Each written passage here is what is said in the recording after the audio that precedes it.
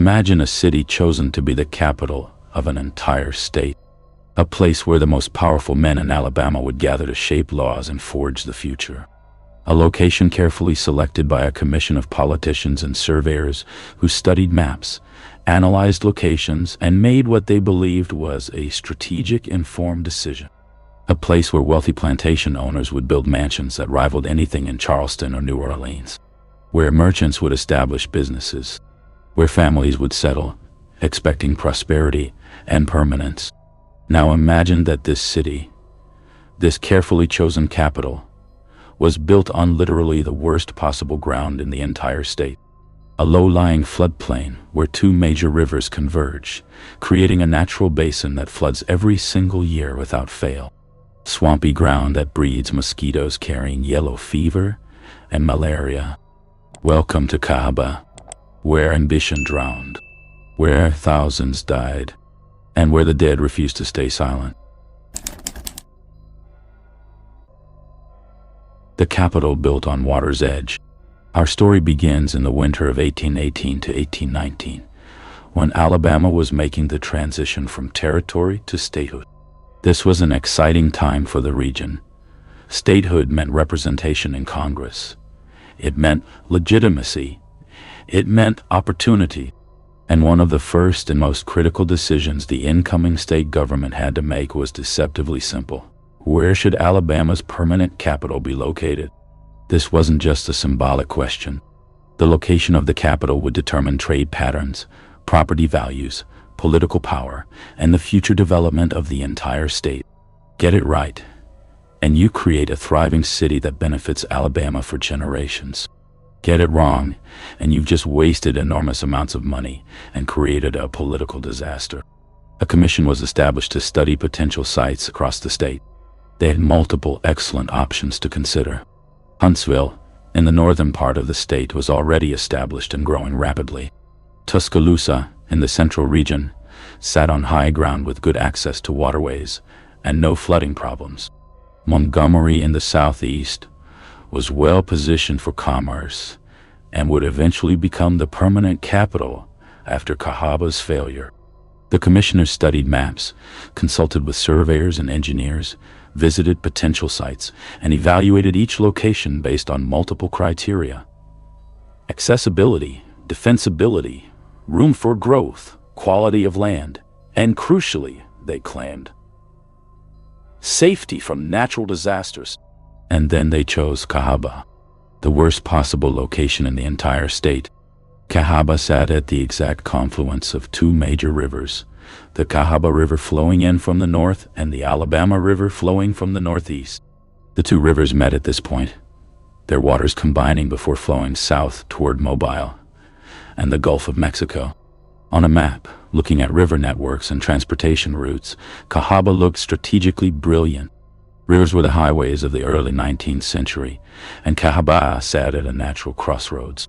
The land itself was flat and easy to survey, a huge advantage when you're planning to lay out an entire city from scratch. The surrounding areas had rich soil perfect for cotton cultivation, which was already becoming the economic engine of the South.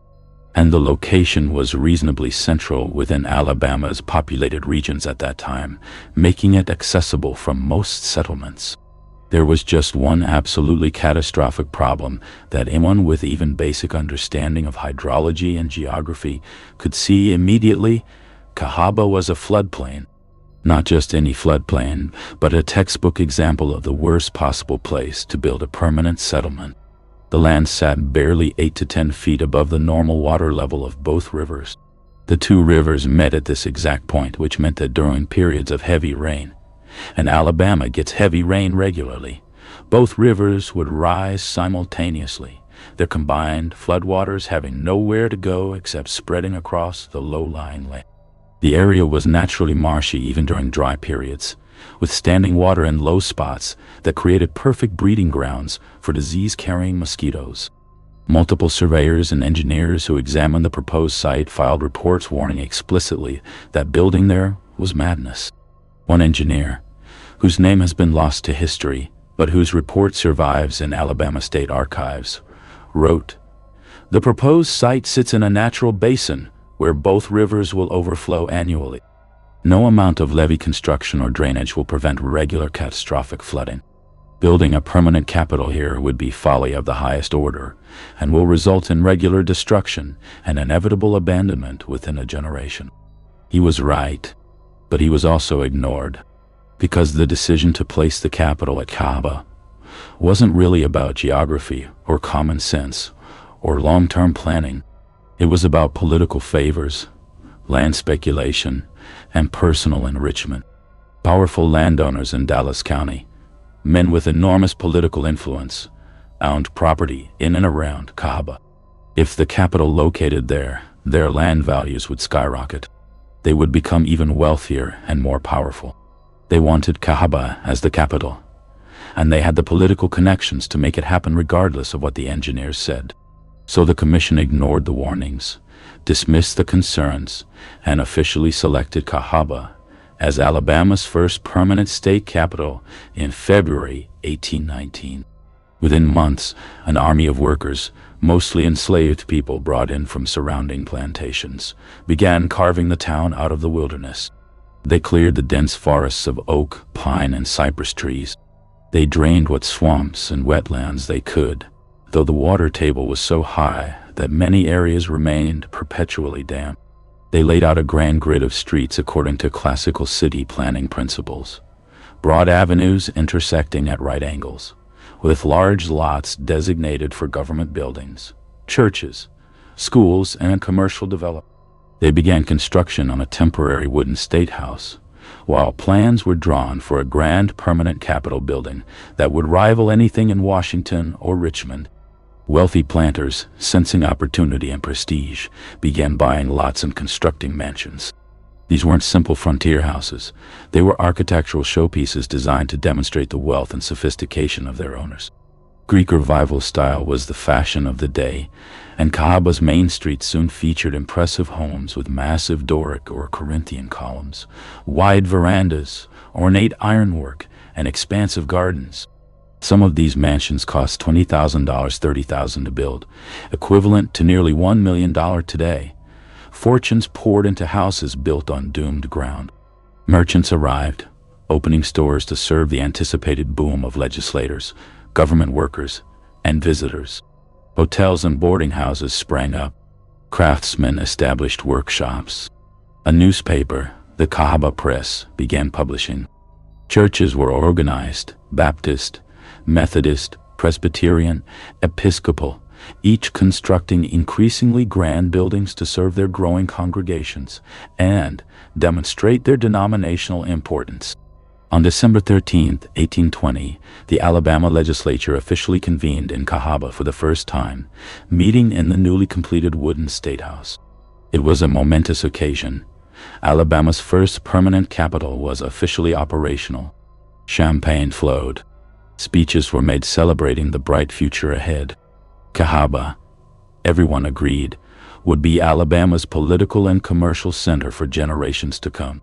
The celebration lasted exactly one spring season, because in March 1821, the floods came in. Heavy rains across Alabama swelled both the Cahaba and Alabama rivers. Water levels rose rapidly, far faster than anyone anticipated. Within days, both rivers had overflowed their banks. The water poured into Cahaba from two directions simultaneously, exactly as the engineers had warned it would. The flooding started in the lower sections of town near the river. Within hours, water was flowing through the streets. By the second day, much of the commercial district had water standing 2 feet deep. By the third day, parts of the residential areas were flooded. The wooden state house, built on relatively low ground, took on water. Legislators had to evacuate mid-session, wading through knee-deep water to reach higher ground. The flood lasted nearly a week before the rivers finally receded.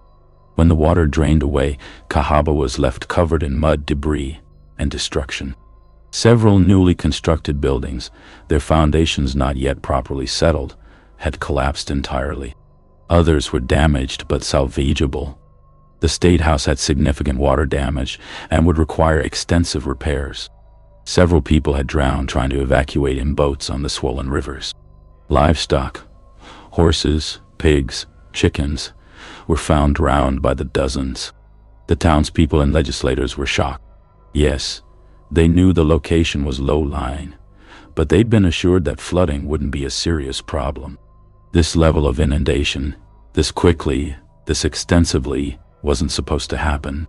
They cleaned up, made repairs, and told themselves it was a freak event. Surely flooding of that magnitude wouldn't happen again for many years. But they were catastrophically wrong, because what they just experienced wasn't a freak event. It was Cahaba's normal reality. The floods came almost every single year. Spring 1822. Heavy rains. Both rivers flooded simultaneously. Water 3 feet deep in the main commercial district. The State House flooded again, this time so badly that the floor buckled and had to be replaced. 2 children drowned when they fell into a flooded street and were swept away by the current. Several businesses that had just recovered from the 1821 flood suffered water damage again and closed permanently, their owners giving up and moving to Huntsville or Tuscaloosa. Summer 1823. Unusual summer flooding from tropical storms moving up from the Gulf. 4 feet of water in parts of town. The entire lower residential section was evacuated. Crops in the surrounding plantations were destroyed, causing economic hardship. A warehouse full of cotton bales, waiting to be shipped downriver, was completely destroyed, representing tens of thousands of dollars in losses. Spring 1824. The worst flood yet. Weeks of heavy rain across Alabama sent both rivers to record heights. The water rose more than 6 feet above normal levels. Cahaba didn't just flood, it became a lake. Water stood 6 feet deep in some sections of town. Buildings built on inadequate foundations collapsed. People were trapped on second floors of homes for days, unable to evacuate safely. The makeshift wooden state house was so badly damaged that it essentially had to be torn down and completely rebuilt. And then came the horror. Bodies. The flooding was so extensive that it reached several upstream cemeteries. Coffins were unearthed by the rushing water and swept downriver.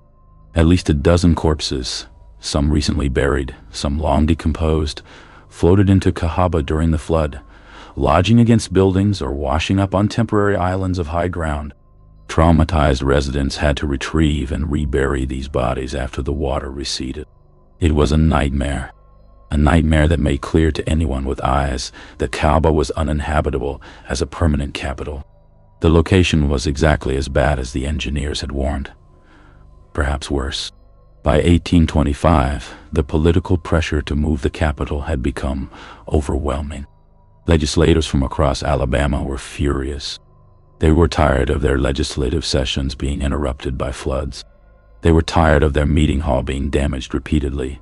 They were tired of wading through water, of watching buildings collapse, of the constant risk that a really catastrophic flood might drown them all while in session. The debate in the legislature was bitter. Cahaba's supporters, primarily the Dallas County landowners who'd profited enormously from the capital location, fought desperately to keep it there. They argued that better flood control could solve the problems. They promised to fund levee construction. They claimed the recent floods were anomalous and wouldn't continue it. But the opposition had reality on their side. 4 major floods in 5 years wasn't anomalous. It was a pattern that proved the engineers right and the original site selection disastrously wrong. In late 1825, the Alabama legislature voted to relocate the state capital to Tuscaloosa. Effective 1826, Cahaba had been the capital for exactly 6 years, one of the shortest tenures of any state capital in American history. It was a humiliating admission of failure and an enormous embarrassment for Alabama's political leadership. The economic impact on Cahaba was immediately catastrophic. Property values plummeted overnight.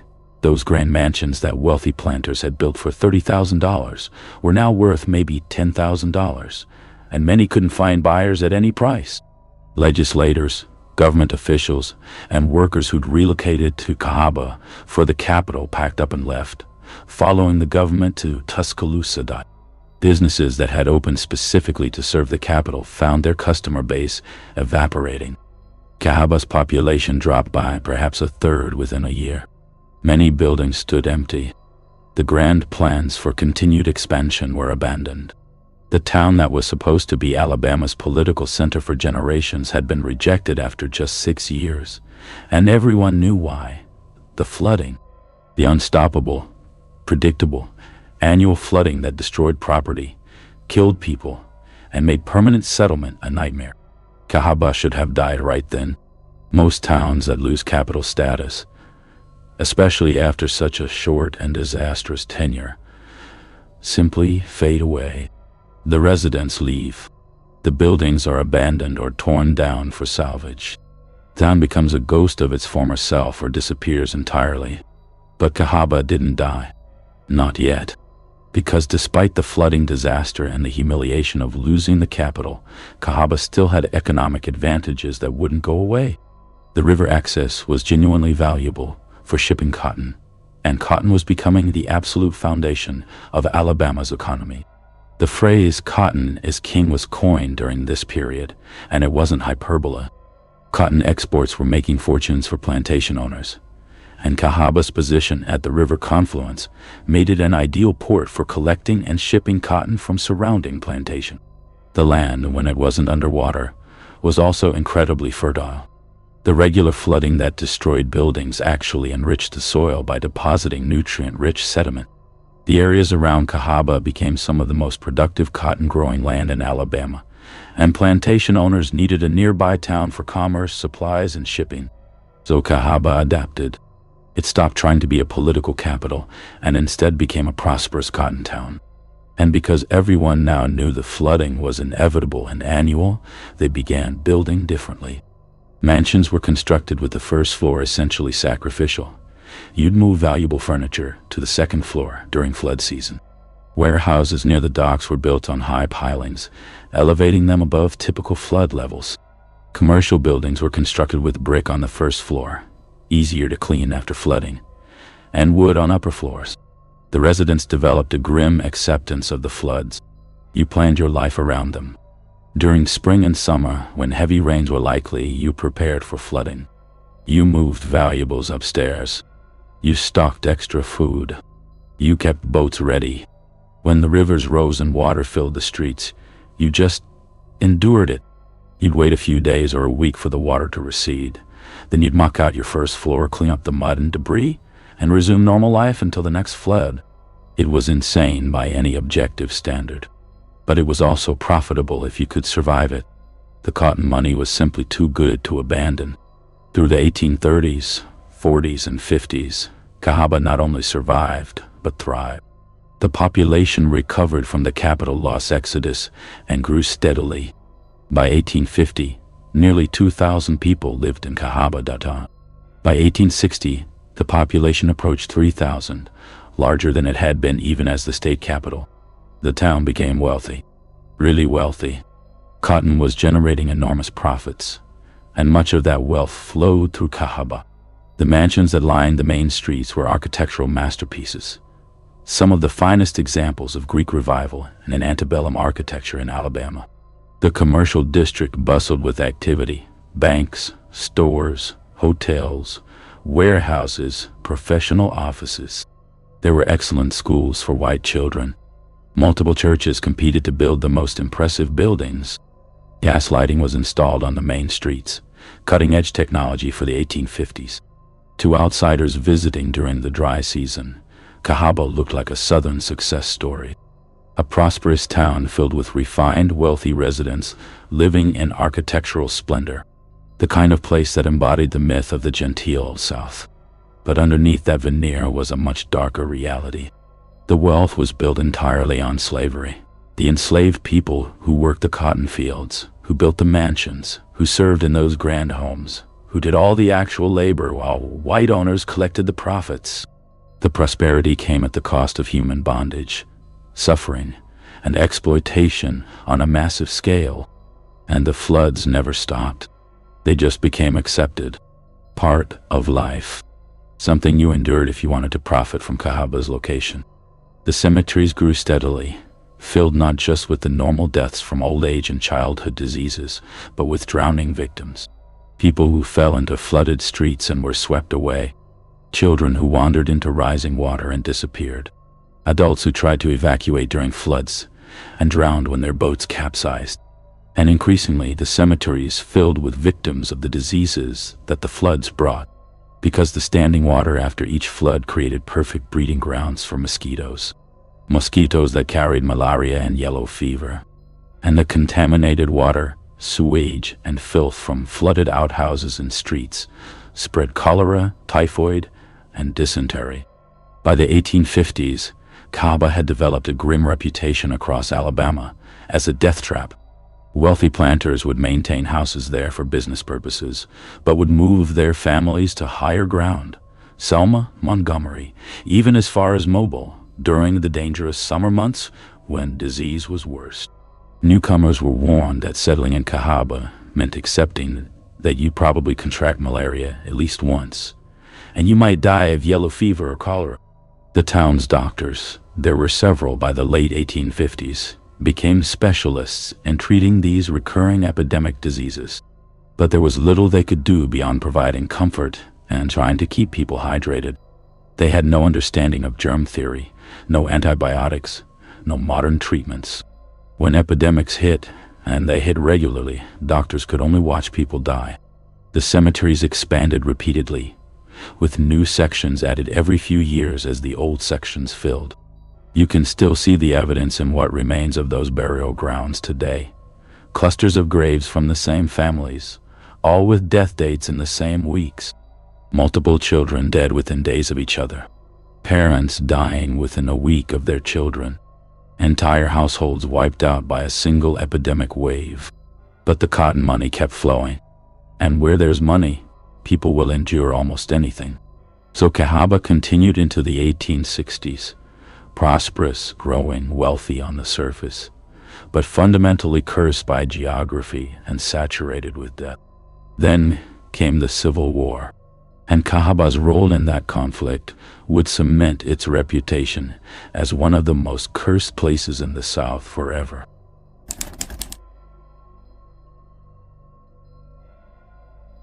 The prison camp of nightmares. When Alabama seceded from the Union in January 1861 and joined the Confederate States of America, Cahaba's strategic location suddenly mattered again. But for reasons no one had anticipated, and everyone would regret. The Civil War's first 2 years were fought primarily in Virginia, Tennessee, and along the Mississippi River.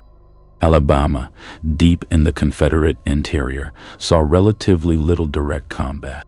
But by 1863, as the war entered its third brutal year, and casualties mounted into the hundreds of thousands on both sides, the Confederate government faced a growing and unexpected logistical nightmare. What to do with all the Union prisoners of war they were capturing? The existing Confederate prison camps, primarily Andersonville in Georgia and Libby Prison in Virginia, were overflowing far beyond their capacity. Disease was rampant. Death rates were appalling. The Confederacy needed additional facilities, and they needed them quickly. Resources were stretched thin. The South was already struggling to feed and supply its own armies, and adding thousands of prisoners to care for was creating impossible burdens. Someone in the Confederate command structure, records don't clearly indicate who made the decision, looked at maps of Alabama and decided Cahaba would be suitable for a new prison camp. The reasoning seemed sound. Cahaba had existing infrastructure and buildings that could be converted. It was far from the main theaters of war, deep in Confederate territory where Union cavalry raids were unlikely. The rivers provided natural barriers that would make escape extremely difficult. There was a railroad connection, though limited, for transporting prisoners to the site. In late 1863, the Confederate War Department ordered the establishment of a prisoner of war facility at Cahaba. They selected a large cotton warehouse and shed near the river, essentially a massive open building with a roof supported by wooden posts that had been used for storing cotton bales before shipping. They erected a 12-foot-high wooden fence around the building and surrounding yard to create a secure compound, approximately 240 feet long and 100 feet wide. They built crude guard towers at the corners and stationed Company A of the 6th Alabama Cavalry Reserve to guard the facility. The camp commander was Lieutenant Colonel Samuel Jones, a career military officer from Montgomery. His orders were straightforward: establish a secure facility to house Union prisoners of war captured in battles across the Western theater. Keep them alive, but secured. Prevent escapes. The prison camp was designed, if you can call the minimal preparation designed, to hold a maximum of 500 prisoners in the warehouse building.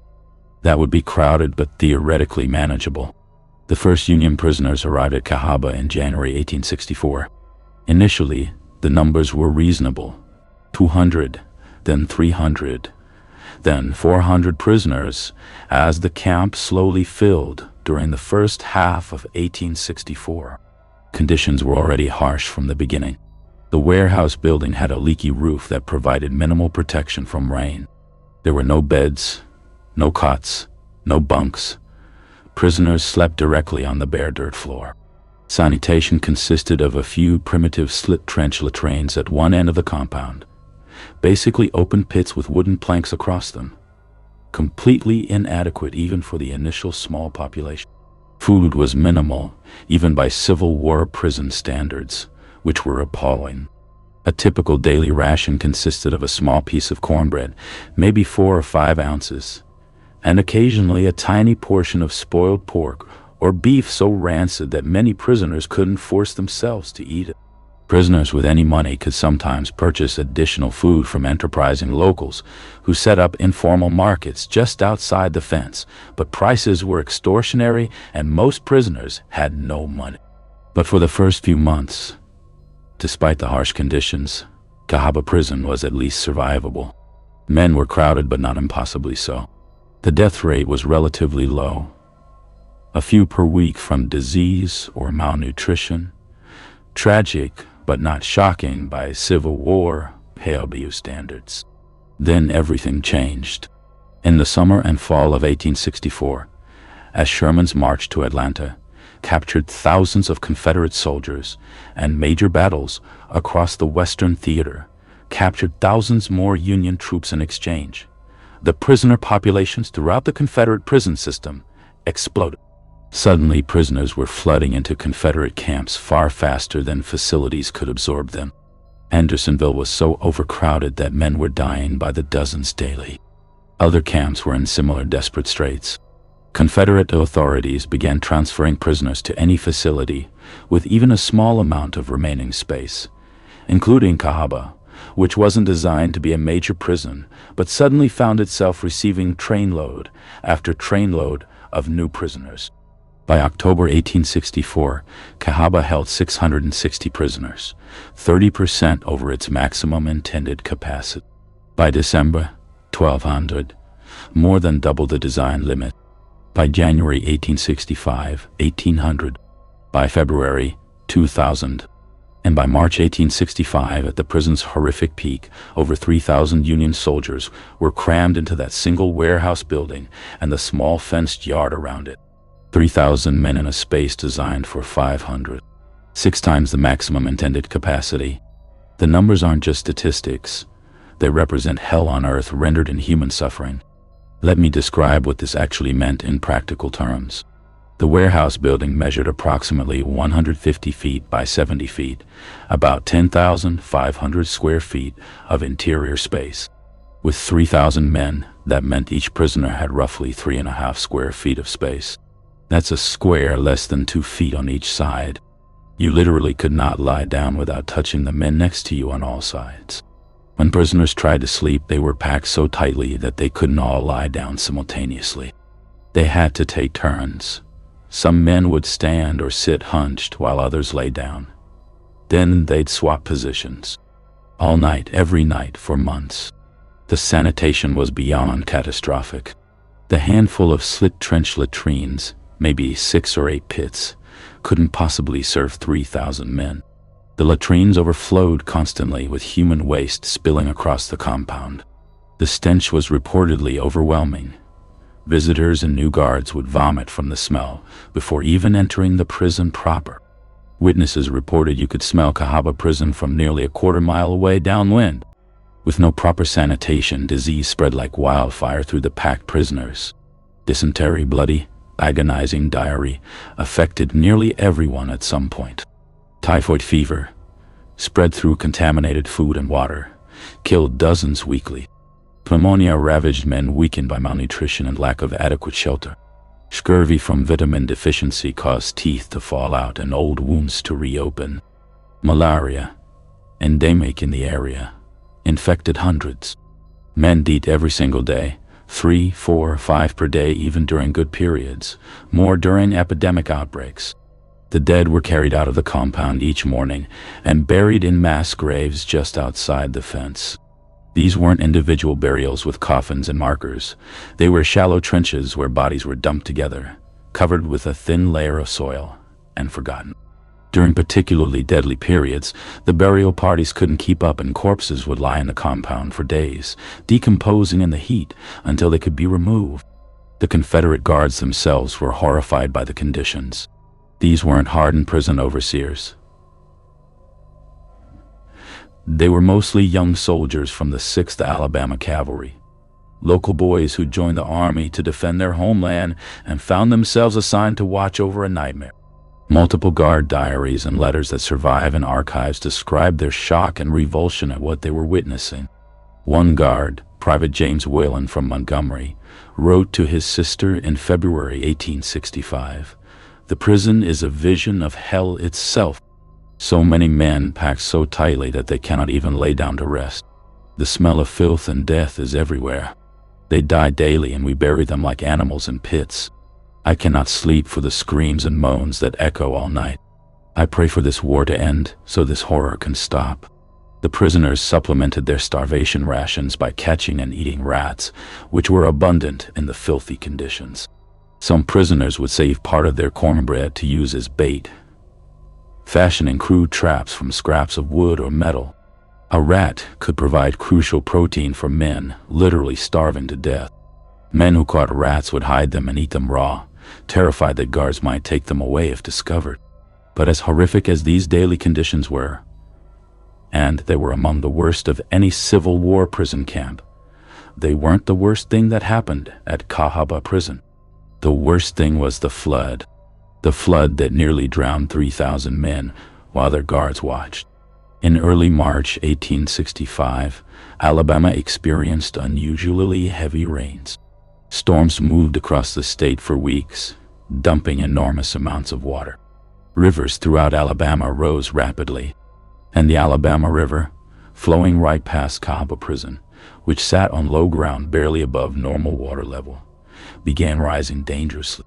Lieutenant Colonel Jones watched nervously as the water crept higher day by day. He considered evacuating the prisoners to higher ground but dismissed the idea for several reasons. First, there was nowhere nearby to securely hold 3,000 prisoners. No facility existed that could take them. Second, any mass movement of prisoners would create opportunities for escape attempts, and he'd be held responsible for any who got away. Third, and records suggest this may have been the deciding factor, Jones simply didn't believe the flood would be that bad. Cahaba flooded regularly, he knew, but surely the water wouldn't rise high enough to seriously threaten the prison compound. He was catastrophically wrong. On the morning of March 1st, 1865, the Alabama River crested its banks and water began pouring into the prison compound. Initially, it was just a trickle, an inch or two of water creeping across the yard and into the warehouse building. The prisoners, already living in nightmarish conditions, now had cold water covering the ground where they tried to sleep. Then the water kept rising, and rising, and rising. By afternoon on March 1st, the water stood 1 foot deep throughout the compound. By evening, 2 feet. The prisoners were forced to climb onto the raised wooden platforms that had been used for stacking cotton bales. Anything elevated where they could get above the water. But there wasn't room for 3,000 men on the limited platform space. Hundreds had to stand in the water, which was freezing cold from winter snowmelt upstream, muddy and contaminated with sewage from the overflowing latrines. By the morning of March 2nd, the water stood 3 feet deep. Now most of the prisoners were in the water, with only a lucky few managing to cling to platforms or find precarious perches on support beams. The compound fence was still intact. Guards still manned their elevated posts or watched from boats, rifles ready to shoot anyone who tried to escape. The prisoners were trapped, unable to leave, unable to get dry, unable to escape the rising water. The water continued rising. 4 feet, 5 feet. By the third day of the flood, the water inside the prison compound stood nearly 6 feet deep, deep enough that most men could barely keep their heads above water if they stood on their toes. Some prisoners were too short or too weak to keep standing. They'd slip under the water from exhaustion or hypothermia. Some would resurface, gasping. Others wouldn't come back up at all, drowned right there among the living, their bodies floating until other prisoners pushed them toward the edges of the compound. The screaming during those days was constant and horrific. Men begging for help. Men praying aloud, calling on God to save them. Men crying for their mothers, their wives, their children. Men going mad from the trauma and terror, screaming incoherently until their voices gave out. The Confederate guards watched from their elevated positions, standing in guard towers built high enough to be above the flood, or rowing boats around the perimeter of the compound. Some guards threw ropes to prisoners who appeared to be drowning in immediate danger. A few guards later claimed they pleaded with Lieutenant Colonel Jones to authorize an evacuation or provide boats to give prisoners relief. But no systematic rescue effort was organized. Jones's official report, written after the flood, claimed that all reasonable measures were taken to ensure prisoner safety under difficult circumstances. He reported that boats were provided to some prisoners. There's no evidence this was extensive, and that guards prevented drownings where possible, also questionable. He made no mention of the screams, the bodies floating in the compound, or the prisoners who died of hypothermia after standing in freezing water for days. For 5 days, approximately 3,000 Union prisoners of war stood in freezing, filthy floodwater, slowly dying while their guards watched. 5 days of unimaginable suffering. 5 days where every man was convinced he would die, drowned, frozen, or killed by disease from standing in contaminated water. 5 days that survivors would remember as worse than battle, worse than months of starvation, worse than anything they'd experienced in 4 years of the bloodiest war in American history. On March 6th, the floodwater finally began receding. By March 8th, the compound was mostly dry, though several inches of mud covered everything. The prisoners who survived were in catastrophic condition. Nearly every man was suffering from exposure and hypothermia. Their clothes were rotting off their bodies. Their skin was covered in sores from standing in the contaminated water for days. Many were too weak to stand without assistance. Large numbers had developed pneumonia from the exposure and would die in the following weeks, even though they'd survived the flood itself. The official Confederate death toll from the March 1865 flood was never accurately recorded. In the chaos of the Confederacy's final collapse, record-keeping at Cahaba broke down almost entirely. But survivor testimonies and post-war investigations suggest that at least 100 to 150 prisoners died during those 5 days, either drowned or killed by hypothermia and exposure. Their bodies were buried in the same mass graves used for daily deaths, with no markers, no records, no acknowledgement. But the number who died from the flood's aftermath was certainly higher. In the month following the flood, the death rate at Cahaba spiked dramatically as pneumonia, dysentery, and other diseases ravaged men whose immune systems had been destroyed by days of standing in freezing water. Survivors later estimated that as many as 300 additional prisoners died in March and early April as direct results of the flood. Cahaba prison continued operating for exactly 1 more month after the flood. More prisoners arrived. Incredibly, despite the disaster, the Confederate authorities continued sending prisoners to Cahaba through late March. Food rations, already inadequate, were cut further as Confederate supply lines collapsed. Disease continued killing men daily. The mass graves outside the fence grew larger. Then, on April 9, 1865, General Robert E. Lee surrendered the Army of Northern Virginia to General Grant at Appomattox Courthouse in Virginia. The Civil War was effectively over, though fighting would continue sporadically for several more weeks. News reached Cahaba slowly. The telegraph lines were down. Communication was fragmentary. But within days, it became clear to even the isolated guards at Cahaba prison that the Confederacy was collapsing. Many guards simply abandoned their posts and went home, not wanting to be captured by Union forces when they inevitably arrived. Lieutenant Colonel Jones tried to maintain order, but by April 11th, the guard force had largely melted away. On April 12, 1865, Union cavalry, units from General James Wilson's raiders, reached Cahaba and liberated the prison. The Federal soldiers who entered the compound were hardened veterans who'd seen 4 years of brutal combat. But what they found at Cahaba horrified them. The prisoners were walking skeletons, barely human in appearance. The compound was a wasteland of filth, disease, and death. The stench was so overpowering that soldiers accustomed to battlefields, where dead bodies rotted in the sun for days, vomited at the entrance. One Union officer, Captain J.S. McClure of the 4th Michigan Cavalry, wrote in his official report, "The conditions at Cahaba exceed any horror I have witnessed in this war. The prisoners are living corpses. The filth and disease are indescribable. I do not understand how any man survived in this hell. Those responsible for these conditions deserve to be hanged for crimes against humanity." Approximately 3,000 prisoners were still alive at liberation. Emaciated, diseased, traumatized beyond any modern comprehension, but breathing. They had survived. They had endured months in the most notorious prison camp in Confederate Alabama.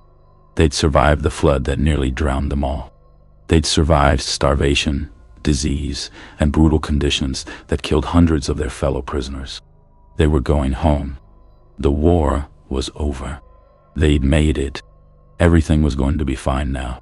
They had no idea that in 2 weeks, 1,800 of them would be dead, killed in a single catastrophic night in an explosion and fire that would become the worst maritime disaster in American history. A disaster that killed more people than the Titanic, more than Pearl Harbor, more than many famous battles of the Civil War itself. The Sultana was waiting, and death hadn't finished with the prisoners of Cahaba prison. The Sultana, America's deadliest disaster. After the liberation of Cahaba prison on April 12, 1865, the Union Army faced an immediate logistical challenge that seemed straightforward, but would become catastrophic. How to get approximately 3,000 former prisoners of war back north to their homes as quickly as possible. These men were in terrible condition, severely malnourished, many weighing 90 pounds or less despite being full-grown adults. Disease was rampant among them. Many had severe injuries or chronic illnesses developed during their imprisonment. They'd survived hell and were desperate, absolutely desperate, to go home. They'd been told the war was over. They'd been freed. Now they just wanted to see their families again, to sleep in their own beds, to eat real food, to be done with this nightmare forever. The best way to transport large numbers of men from Alabama to the northern states was by steamboat up the Mississippi River. The Union Army had been using this route throughout the war to move troops and supplies. Now they'd use it to send the liberated prisoners home. The Army's Quartermaster Department in Vicksburg, Mississippi, a major Union supply hub on the Mississippi River, was responsible for contracting civilian steamboats to transport the released prisoners. Several boats were available, and the normal procedure would have been to distribute the prisoners among multiple vessels, ensuring no boat was dangerously overloaded. But then corruption, greed, and criminal negligence intervened. The Sultana was a side-wheel paddle steamer, 240 feet long, typical of the commercial vessels that plied the Mississippi, carrying passengers and cargo between New Orleans and St. Louis. She'd been built in Cincinnati in 1863 and was already showing wear from 2 years of hard service during wartime. Her legal capacity, according to her certificate, was 376 passengers and crew total. The Sultana's captain was J. Cass Mason, a veteran river pilot and businessman who'd been operating on the Mississippi for years. Mason was under enormous financial pressure. The Sultana had been damaged earlier in the war and required extensive repairs. He was deeply in debt and needed money desperately. The government contract for transporting released POWs was lucrative, $5 per enlisted man and $10 per officer. Simple math meant that the more prisoners Mason could cram onto his boat, the more money he'd make. A boat carrying 400 prisoners would earn him about $2,000. A boat carrying 2,000 prisoners would earn $10,000, a fortune in 1865 dollars. Captain Mason began negotiating with Captain Reuben Hatch, the Union Army quartermaster officer responsible for arranging prisoner transport. What happened next has been documented in post-war investigations. Hatch and Mason made a corrupt deal. Hatch would direct as many prisoners as possible to the Sultana, far more than the boat could safely carry, and Mason would pay Hatch a kickback for every prisoner over the normal limit. Both men knew this was illegal. Both knew it was dangerous. Both knew that overloading a steamboat, especially one with boiler problems, could result in disaster. They did it anyway because they valued money over human lives. Making matters infinitely worse, the Sultana had a serious mechanical problem that Captain Mason knew about but concealed. The boat's boilers, 4 massive iron vessels that generated the steam to drive the paddle wheels, were old and had developed dangerous leaks.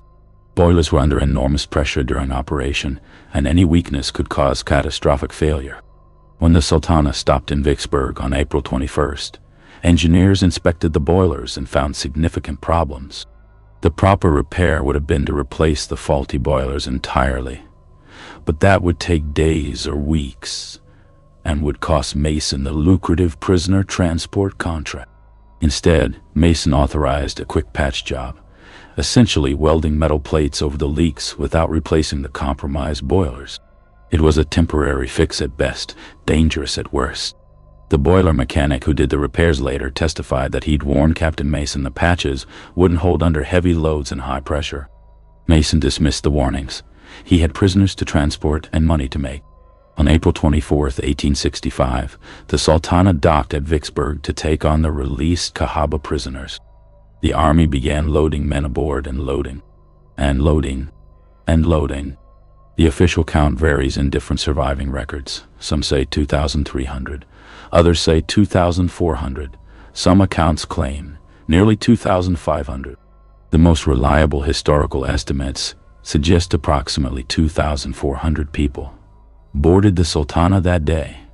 Roughly 2,000 released prisoners from Cahaba, plus about 100 additional prisoners from other camps, plus about 300 civilian passengers and crew. 2,400 people on a boat certified for 376. The prisoners were packed onto every available surface. The main deck was so crowded that men stood shoulder to shoulder with no room to sit. The upper deck was jammed with prisoners clinging to railings, sitting on cargo, wedging themselves into any available space. The Texas deck, normally reserved for officers and first-class passengers, was packed with released POWs. Men hung from the rigging. They crowded the gangways and stairwells. They filled every cabin, hallway, and open space on the entire vessel. The boat sat dangerously low in the water from the weight. Experienced rivermen looking at the Sultana that day predicted disaster. The vessel was so obviously overloaded that it seemed impossible it would make the journey. Some prisoners later reported they were afraid the boat would simply sink from the weight before even leaving the dock. But Captain Mason had his money-making cargo, and Captain Hatch had arranged his kickback. So despite the obvious danger, the Sultana's lines were cast off, and the overloaded vessel steamed slowly up the Mississippi River, heading north toward home. For 2 days, the Sultana struggled upriver against the current. The boilers, already damaged and poorly repaired, were being pushed far beyond their safe operating capacity. The massive weight of 2,400 people required enormous steam pressure to move the vessel against the river's flow. The patched boilers strained and creaked under the load. The released prisoners aboard were in remarkably good spirits despite the crowded conditions. Yes, they were packed together like cattle. Yes, the boat was clearly overloaded. But they were going home. The war was over. They'd survived Cahaba prison. They'd survived the flood, the starvation, the disease, all of it. Surely nothing could stop them now. Many prisoners composed letters home, planning to mail them from Memphis or Cairo. They wrote about their survival, their liberation, their joy at finally returning. They promised their families they'd be home within days. These letters, many of which did eventually reach their destinations, are heartbreaking to read, knowing what was about to happen to the men who wrote them. On April 26th, the Sultana reached Memphis, Tennessee. The boat stopped to take on coal for the remainder of the journey. Many passengers went ashore for a few hours, stretching their legs, buying food supplies, sending telegrams home, announcing their imminent arrival. Around midnight, most of the passengers returned to the boat, and at approximately 1 a.m. on April 27th, the Sultana departed Memphis heading upriver. At approximately 2 a.m. on April 27, 1865, just 7 miles north of Memphis near Marion, Arkansas, the Sultana's boilers exploded. All 4 boilers blew simultaneously in a catastrophic chain reaction. The explosion was so powerful that people in Memphis, 7 miles away, heard it clearly and thought it was artillery fire. The blast was later estimated to have the force of several tons of TNT detonating at once. The massive boilers, each weighing several tons, were blown completely free from their mountings. One boiler crashed straight up through the decks above, punching through wood and metal like a cannonball, launching debris and human bodies hundreds of feet into the air. Witnesses on shore reported seeing bodies and pieces of the boat thrown so high they were visible against the night sky before falling back into the river. Another boiler was propelled horizontally through the ship's structure, crushing dozens of sleeping prisoners instantly before tearing through the hull and landing nearly 200 yards away. It was recovered days later on the Arkansas riverbank. The explosion tore the center section of the Sultana completely apart. The boat essentially broke in half, with the bow and stern sections collapsing toward each other as the middle disintegrated. Men who'd been sleeping in the center of the boat, and there were hundreds there because every available space was packed with prisoners, were killed instantly, either vaporized by the blast or crushed when the structure collapsed on them. The superheated steam from the ruptured boilers, at several hundred degrees Fahrenheit and under hundreds of pounds of pressure, blasted through the ship in all directions. Hundreds of men were scalded to death in seconds, their skin literally cooked off their bodies, their lungs seared by inhaling superheated steam. The screaming from the scalded prisoners was described by survivors as the most horrific sound they'd ever heard. Worse than any battlefield, worse than anything imaginable. Within seconds of the explosion, fires erupted throughout the wooden ship. The boiler explosion had scattered hot coals and ignited the dry timber. Fed by the wreckage and accelerated by coal dust in the air, the fires spread with terrifying speed. Within minutes, much of what remained of the Sultana was ablaze. Men who'd survived the initial explosion and the scalding steam now faced an impossible choice. Stay on the burning boat and be burned alive, or jump into the Mississippi River and take their chances in the water. Hundreds jumped, but these were Union soldiers from landlocked states like Ohio, Illinois, Indiana, and Michigan. Most had never learned to swim. Swimming wasn't a common skill in the mid-1800s, especially among rural and working-class men. And even those who could swim were weakened from months of imprisonment, still recovering from starvation and disease. They weren't in any condition for vigorous swimming, and the Mississippi River in late April is cold. Not quite freezing, but cold enough, perhaps 55 to 60 degrees Fahrenheit, to cause hypothermia within 30 minutes even for a strong, healthy swimmer. For weakened former prisoners, hypothermia could set in within 10-15 minutes. The river at that point was several hundred yards wide and flowing with strong current from spring runoff. The nearest shore was distant and not clearly visible in the darkness. It was 2 a.m., pitch black except for the light from the burning Sultana. Men who jumped into the water to escape the fire drowned within minutes. Some went under immediately, pulled down by the current or simply too weak to keep themselves afloat. Others managed to stay up briefly, thrashing and screaming for help, before exhaustion and hypothermia claimed them. A few grabbed onto floating debris, pieces of the boat, cargo, anything that floated, but many of these men also eventually lost their grip as the cold sapped their strength. Those who managed to swim towards shore faced an agonizing ordeal. The swim was long, several hundred yards at minimum, and the current constantly pushed them downstream. Men would swim until exhaustion, make no progress against the current, and finally slip beneath the water and drown. The survivors, those few who made it to shore, later described the experience as a nightmare beyond imagination. Swimming through darkness, hearing the screams of hundreds of men drowning around them, feeling the cold sapping their strength with every stroke, seeing the burning Sultana lighting up the night sky behind them, knowing that most of the men they'd survived Cahaba with were dying. Those who stayed on the burning boat faced an equally horrific fate. The fire spread rapidly through the dry wooden superstructure. Men trapped in lower decks or pinned by fallen debris burned alive, their screams adding to the cacophony of horror. Others tried to find safe spots, areas not yet on fire, but the flames spread so fast there was nowhere to hide. Within 20 minutes of the explosion, the entire remaining structure was engulfed.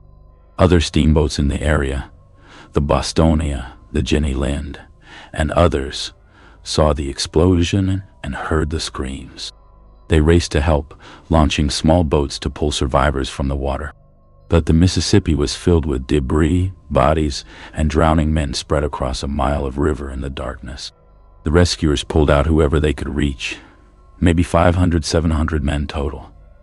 But they couldn't save most of the victims. They simply couldn't see them in the dark water. The Sultana burned to the waterline and sank in the pre-dawn hours of April 27, 1865. When the sun finally rose a few hours later, the Mississippi River for miles was filled with floating bodies, debris, and the few survivors still clinging to wreckage, waiting for rescue.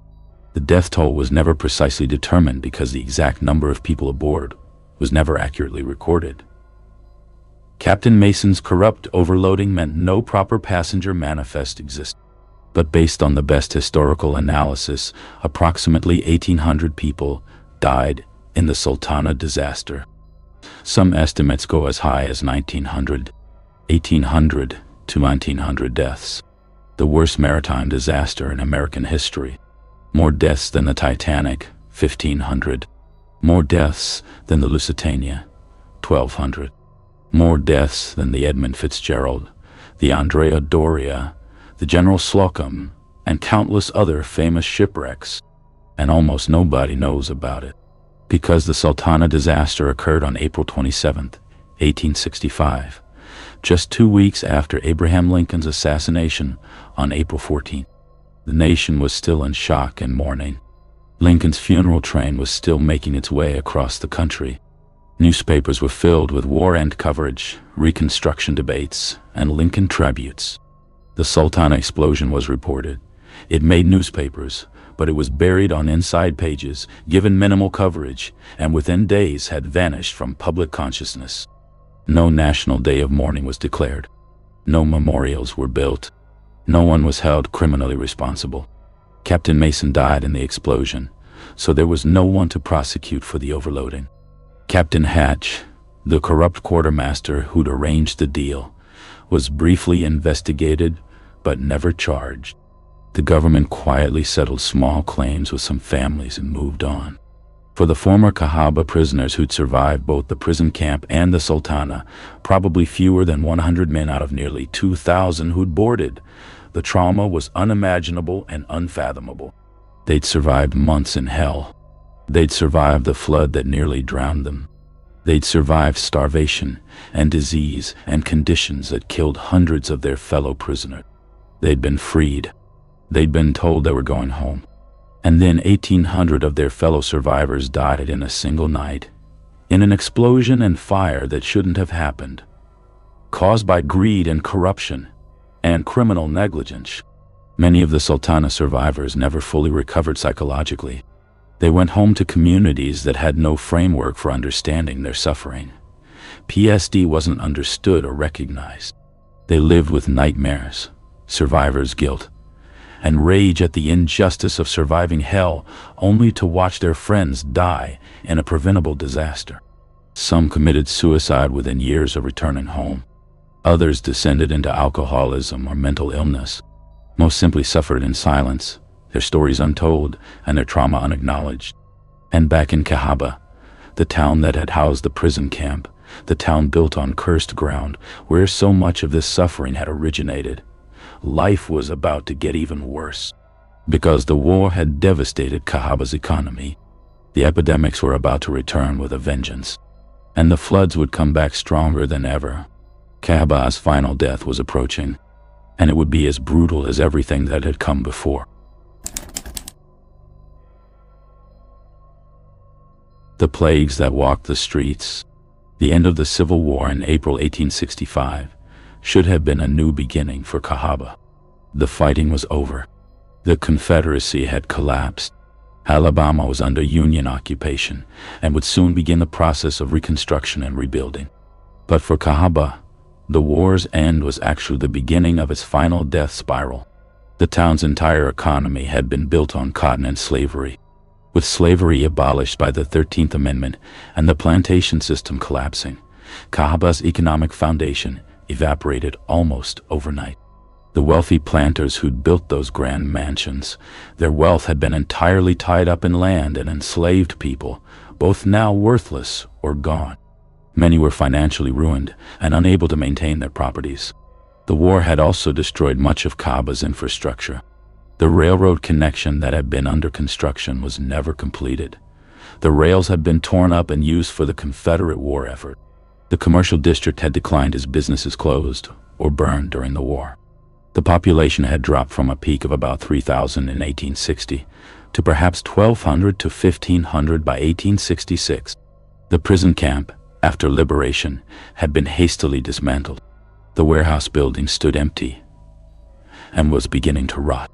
The wooden fence was torn down, but the area remained contaminated by months of human waste and disease, the soil literally poisoned by the suffering that had occurred there. Local residents avoided the location, claiming it felt wrong and cursed. In 1866, the county seat was officially moved from Cahaba to Selma, which sat on much higher ground, 15 miles to the northeast. This was the final political blow to Cahaba's prestige. First it lost the state capital in 1826. Now it lost even the county seat. The courthouses, government offices, and associated businesses all relocated to Selma. Many residents followed, abandoning their Cahaba homes to move to the new county seat town. But what really destroyed Cahaba, what finally killed the town after 50 years of floods and disasters, was the return of the epidemics. The yellow fever, cholera, and malaria that had always plagued the town came back in the late 1860s and early 1870s with apocalyptic, biblical fury. The combination of post-war poverty, breakdown of what little public health infrastructure had existed, continued annual flooding, and a general state of social chaos created perfect conditions for epidemic diseases to rage through the remaining population like the plagues of Egypt. The first major post-war epidemic hit in the summer of 1867, a cholera outbreak that killed over 100 people in just 3 weeks. Cholera is a horrific disease that spreads through contaminated water. In Cahaba, where the water supply was constantly contaminated by flooding and inadequate sewage systems, cholera found perfect conditions to spread. Victims would be healthy in the morning and dead by nightfall. The disease causes massive, uncontrollable diarrhea and vomiting that leads to extreme dehydration. Within hours, victims become so dehydrated their skin turns blue-gray and shrivels. Their eyes sink deep into their skulls.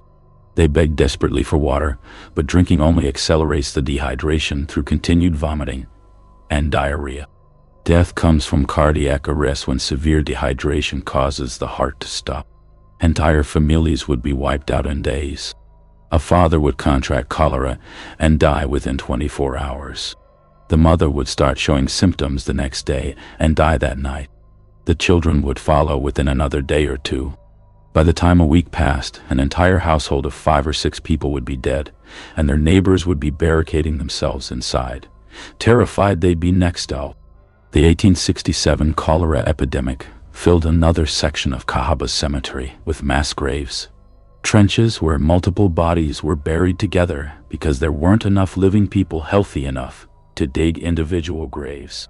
But cholera was just the opening act. The yellow fever epidemic of 1870 was the apocalypse. Yellow fever, called Yellow Jack in the 19th century, was one of the most feared diseases in the South. It was transmitted by Aedes aegypti mosquitoes, which bred in standing water left after flooding. Cahaba, with its annual floods and countless pools of stagnant water, was a perfect yellow fever breeding ground. The disease started with flu-like symptoms: fever, headache, muscle pain. Then came the yellowing of skin, eyes as the liver failed, hence yellow fever. Then victims would begin vomiting black, digested blood, called black vomit, one of the most horrific symptoms of the disease. In the final stages, victims would bleed from their eyes, nose, mouth, and even through their skin as their blood vessels broke down. Death usually came within a week, and it was agonizing. There was no cure, no effective treatment, no prevention beyond avoiding mosquito bites, which was impossible in a flood-prone southern town in summer when temperatures exceeded 95 degrees and humidity approached 100%. The 1870 epidemic began in late July, at the height of Alabama's brutal summer heat. The first cases appeared in the lower sections of town near the river, where flooding earlier that summer had left extensive standing water, perfect mosquito habitat. Within days, dozens were sick. Within 2 weeks, hundreds were infected. Within a month, the epidemic was completely out of control. By August, Cahaba looked like a medieval plague city from the Black Death era. The town's doctor, Dr. William Harrison, who'd practiced in Cahaba since before the war, was overwhelmed within days. He could do nothing except provide morphine for the pain and watch people die. He himself contracted yellow fever in early August and died on August 15th, leaving the town with no medical care at all. Bodies accumulated faster than they could be buried. The living were too sick and exhausted to dig graves properly. Those who were still healthy were terrified to go near the infected dead, believing, correctly, that proximity to the bodies increased their risk of infection. Corpses would lie in houses for days in the brutal summer heat, decomposing, bloating, drawing more disease-carrying insects. When burial parties finally did collect bodies, usually African-American laborers promised payment that often never came. They take them to a field on the edge of town and dig shallow trenches. Multiple bodies would be dumped into each trench, sometimes 20 or 30 corpses together. They'd cover the bodies with quicklime to slow decomposition and control the smell, then shovel a thin layer of soil on top. The mass grave trenches from summer 1870 are still visible today at Old Cahaba Archaeological Park. Long, shallow depressions in the ground, marking where hundreds were buried together. The streets of Cahaba were virtually empty during the epidemic peak in August and September 1870.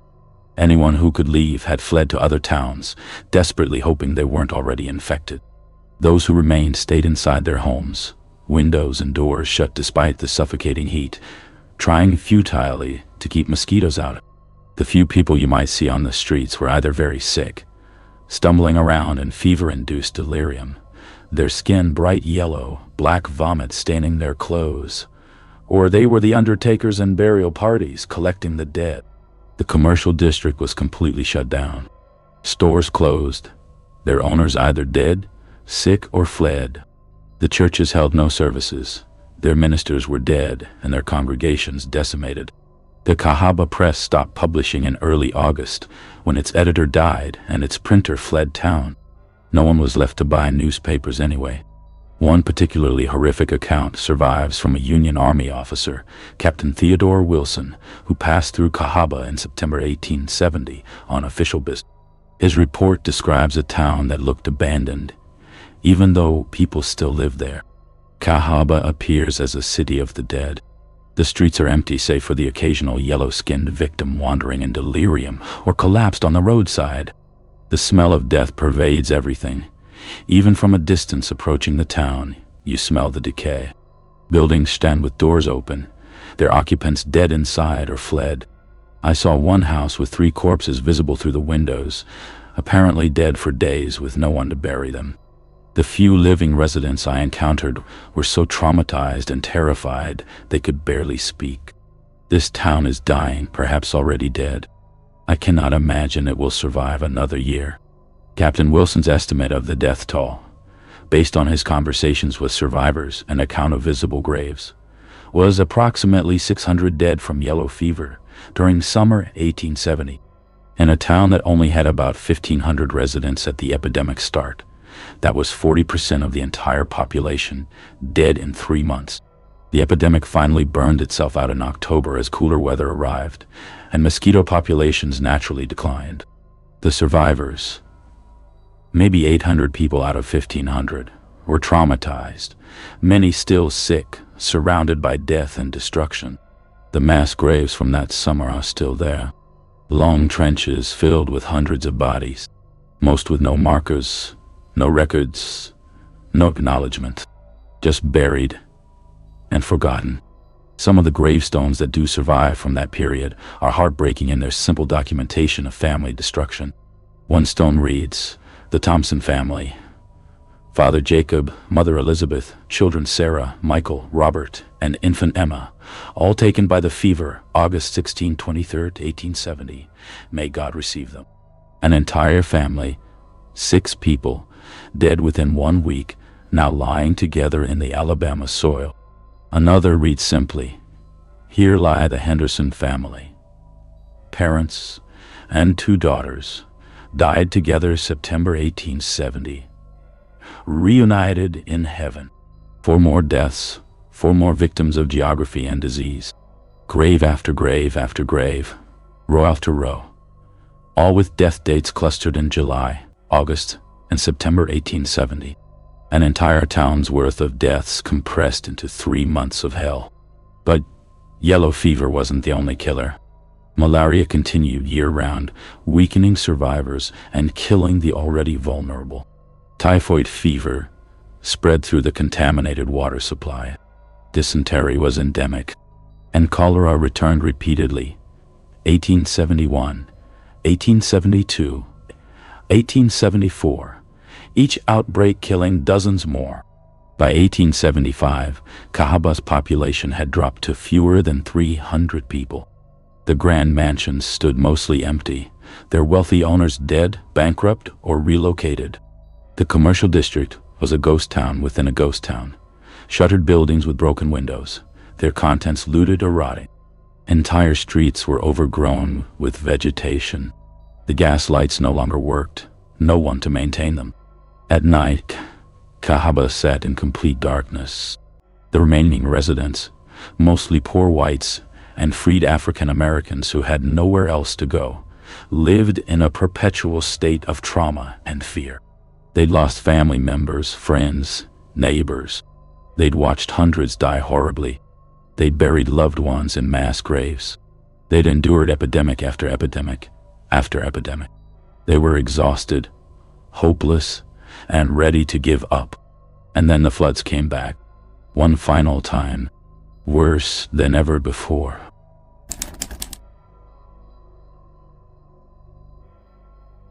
The town the rivers reclaimed. The flood of April 1875 was Cahaba's death sentence.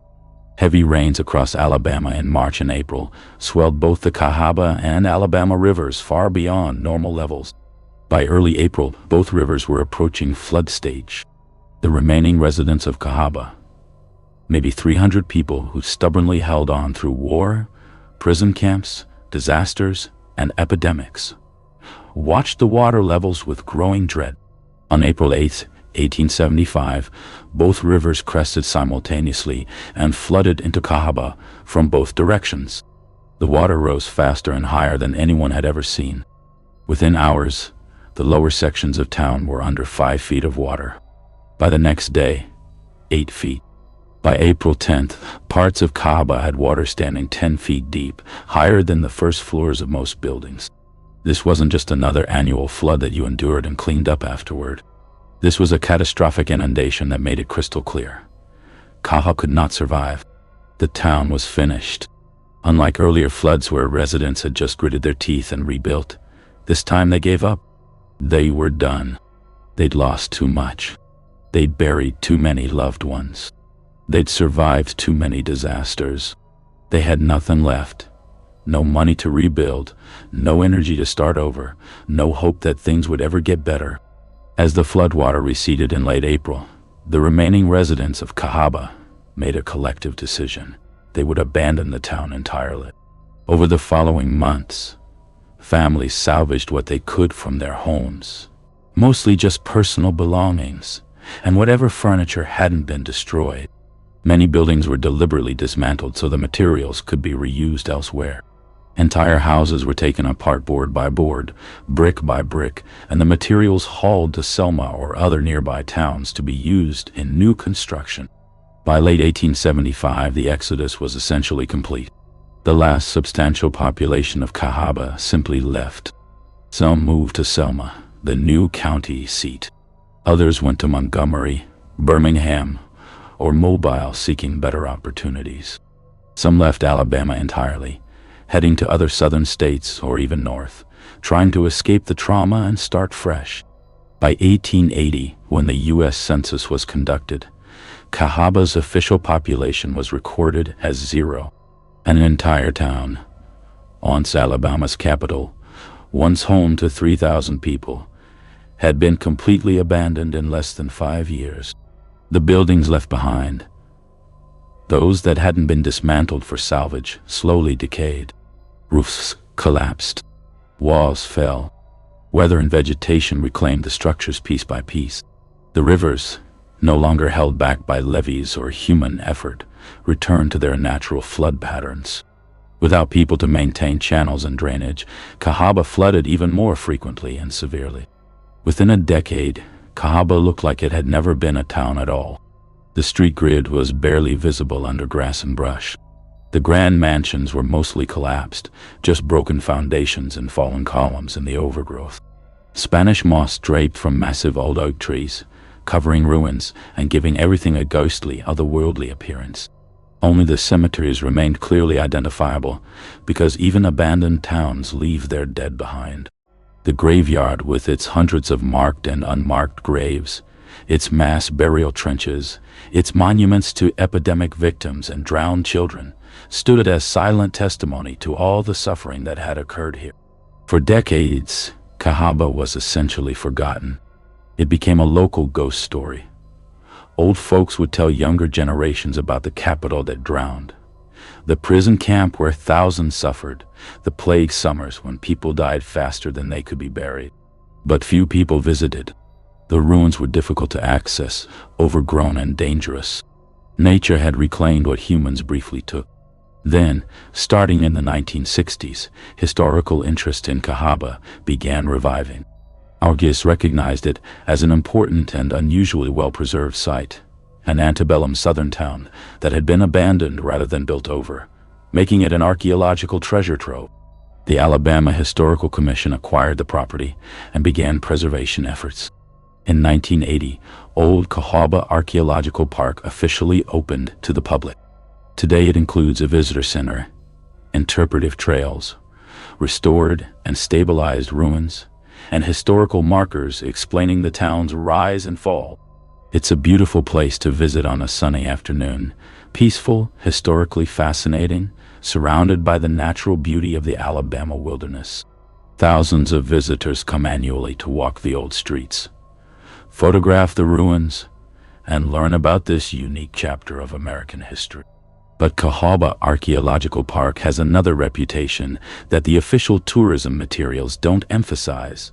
It's considered one of the most actively haunted locations in Alabama. The story started almost as soon as the town was abandoned in the 1870s. Local residents in nearby Selma reported seeing lights moving through the ruins at night, lanterns or candles glowing in buildings that no longer had roofs or walls. They reported hearing sounds of activity, voices, laughter, music, the sounds of daily life, echoing from the empty town. Over the decades, as more people visited the ruins, the reports multiplied and became more specific. The phenomena reported at Cahaba fall into several consistent categories. The prison camp screams. The area where Cahaba prison once stood, though nothing visible remains of the structure, is the most commonly reported hotspot for paranormal activity. Visitors frequently report overwhelming feelings of dread, fear, and sadness when entering this area, even if they don't know its history. Many people refuse to stay there, describing it as oppressive and evil. Multiple visitors have reported hearing screams, anguish, terrified screaming like men in mortal fear. The screams seem to come from nowhere and everywhere simultaneously, lasting for seconds or minutes before fading. When investigators check for sources, they find nothing. No people, no animals, no explanation. Some paranormal researchers believe these are residual hauntings, that the extreme trauma of the March 1865 flood, when prisoners stood in rising water screaming for help, somehow imprinted on the location. Under certain conditions, the imprint replays, and sensitive individuals hear echoes of suffering from 150 years ago. Phantom flooding. Perhaps the strangest reported phenomenon is the sound and smell of flooding when the rivers are at normal levels. Multiple park rangers, archaeologists, and visitors have reported hearing rushing water, the splash and churn of a major flood, when there is no flood occurring. They'll hear water pouring through streets that are currently dry. They'll smell the wet, muddy odor of flooded river water. Sometimes they report feeling cold and damp, as if standing in water, even though the ground is dry. One park ranger, interviewed anonymously in 2015, described experiencing this while working alone in the park. "I was doing routine maintenance on one of the trails on a perfectly dry, sunny day. Suddenly I heard water, like a flood rushing through the streets. The sound was so real and so loud I actually looked around expecting to see water. But everything was dry. Then I smelled it, that distinct smell of river water and mud. It lasted maybe 2 or 3 minutes, then just faded away. It was deeply unsettling." Figures in the ruins. The ruins of the old mansions are hotspots for reported apparitions. Multiple visitors have photographed what appear to be people in period clothing. Women in antebellum dresses, men in 19th century suits or Confederate uniforms, standing in doorways, visible through window openings, or walking through the garden. The most famous incident occurred in 2003, when a family photographed their children in front of the C.C. Peake's house ruins. When they developed the film, one photo clearly showed an elderly woman in a long dark dress standing in a doorway behind the children. The mother swears no one was there when the photo was taken. Park rangers confirmed no reenactors were present that day. The photo has been analyzed by multiple paranormal investigators, and no evidence of tampering has been found. Cemetery phenomena. The old cemeteries are, unsurprisingly, centers of reported paranormal activity. Visitors report seeing shadowy figures moving between gravestones. They report hearing weeping, particularly near the mass graves where epidemic victims were buried. And many report the overwhelming smell of decay and death, even though the burials are 150 years old and the bodies long decomposed. Park rangers have documented that some grave markers appear to move over time, not overnight, but photographs taken months or years apart show stones in different positions. Some markers that were face up are later found face down. Some stones appear to have moved several feet from their original locations. Rangers initially attributed this to vandals, but some of the stones that moved are too heavy for 1 or 2 people to lift without equipment. And movements have occurred during periods when the park was closed and monitored, with no evidence of intrusion. The epidemic smell. One of the most unsettling reports involves the smell of sickness and death appearing spontaneously in certain areas. particularly near where the largest epidemic deaths occur. Visitors describe smelling decay, vomit, human waste, the smells that would have been overwhelming during the epidemic summers, on calm days with no apparent source. One visitor in 2018 wrote in the park's guest book, "While walking through the residential area ruins, I suddenly smelled something so awful I gagged, like death and sickness. My wife smelled it too. It lasted maybe 30 seconds, then vanished completely. We looked around but found no source.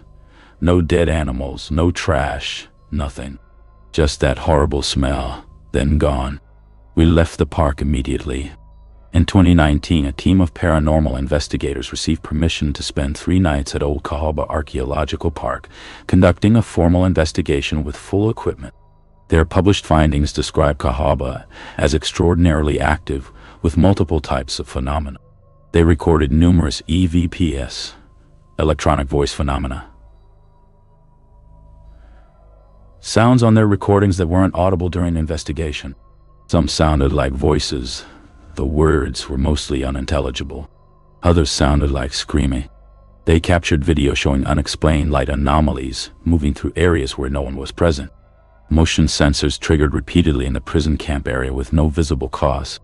Most disturbing, 3 of the 5 investigators reported feeling physically threatened in certain areas, particularly the prison campsite and some of the cemetery section. One investigator refused to continue after the second night, stating she felt actively unwelcome and in danger, though she couldn't articulate what was threatening her. The lead investigator's report concluded, "Old Cahawba shows evidence of multiple types of hauntings, residual, replaying trauma, intelligent, interactive spirits, and potentially something dark." The sheer amount of trauma and death that occurred here, war, flooding, epidemics, the prison camp, the Sultana disaster connection, has left layers of paranormal imprint.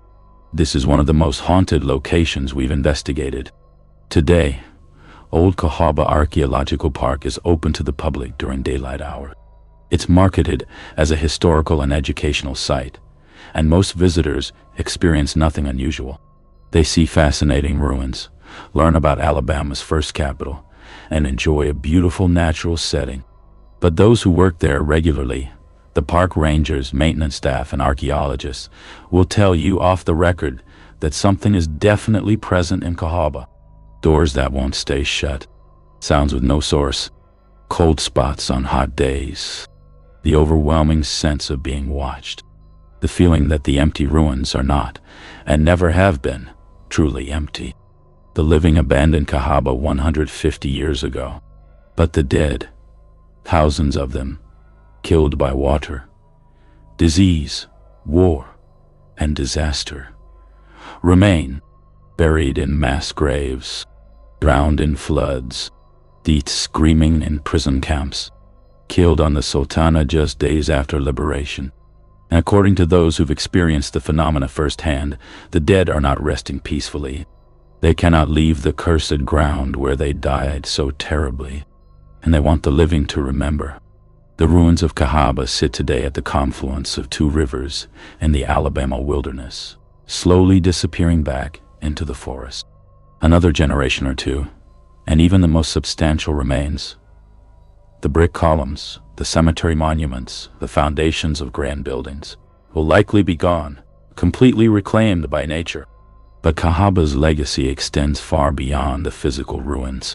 This is a place that embodies every possible disaster that can befall a city: catastrophic geography, political corruption, war crimes, epidemic disease, and natural disasters, all converging on one cursed location. If you wanted to design a city destined to fail, you'd build Cahawba. If you wanted to pick the worst possible location in Alabama, you'd choose a flood-prone river confluence. If you wanted to guarantee disaster, you'd ignore every warning from engineers and build there anyway because of political corruption and land speculation. Every decision made about Cahawba was wrong, and thousands of people paid for those decisions with their lives. Cahawba went from state capital to ghost town in 50 years. From 3,000 residents to zero in a decade. From prosperous cotton port to forgotten ruin in a generation. All that wealth, all that ambition, all those grand plans, washed away by water, killed by disease, abandoned by the living, but never forgotten by the dead. If the ghost stories are true, Cahaba is more than just ruins and memories. It's a place where trauma lingers, where suffering imprinted on the land itself, where the dead cannot or will not leave. The screams from the prison camp, the sounds of phantom floods, the figures in the ruins, the graves that move, the overwhelming sadness that permeates the abandoned streets, all suggesting that something remains, something angry, something tragic, something demanding to be remembered. So when you stand in old Cahaba Archaeological Park, reading interpretive signs and walking through ruins, remember, this wasn't just a failed capital. It was a city built on cursed ground despite explicit warnings. It was a place where thousands suffered and died, from floods, from epidemics, from a horrific prison camp, from the worst maritime disaster in American history. Every person who lived here lived with death as a constant companion. And perhaps that's why the hauntings persist. Because forgetting Cahaba means forgetting all those deaths, all that suffering, all the preventable disasters caused by greed, corruption, and incompetence. The dead of Cahaba cannot forget, and they won't let the living forget either. Welcome to Cahaba, Alabama, the drowned capital, the plague city, the place where 1,800 prison camp survivors died on the Sultana, America's deadliest disaster that history forgot. The town that water, disease, and death destroyed. Population in 1860, 3,000. Population in 1880, 0. Population today, only the dead remain. And in Cahaba, the dead are not silent.